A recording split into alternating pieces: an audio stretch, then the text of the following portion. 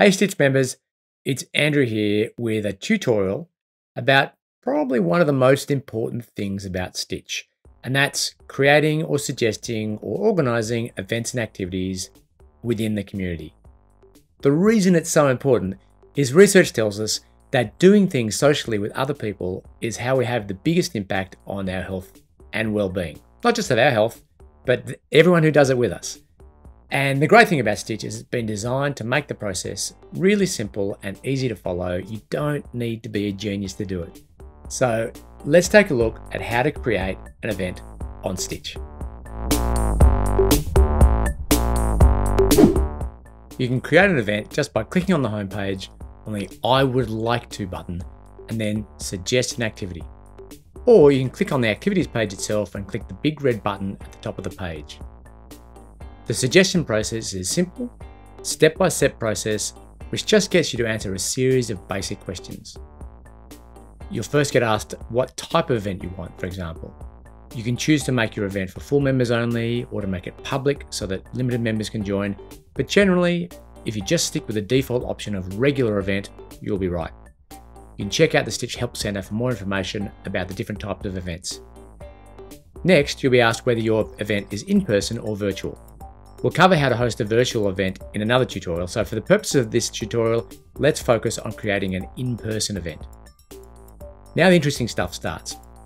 You first need to provide a short description of what your event is. This is no more than 10 words, so don't make it an essay, just something that helps members know what the event is about when they see it on the activity page on Stitch. Stitch then asks for what we call a personal invitation.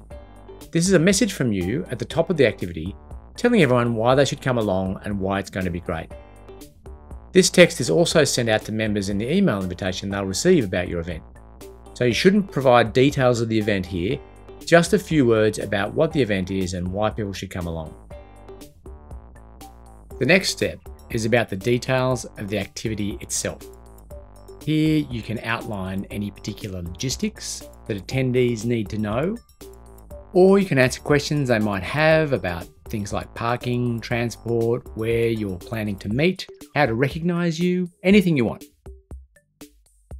Next, you can select any interests that match the activity. This helps other members who share those interests find the activity on Stitch. If your event was for dinner and then going to the movies, for example, you might choose eating out and movies as interests here, but you don't have to choose from these suggestions.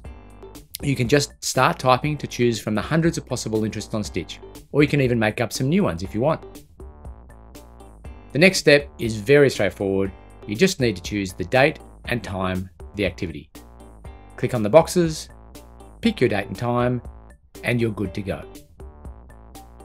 Now, because this is an in-person event, you also need to specify the address of the venue.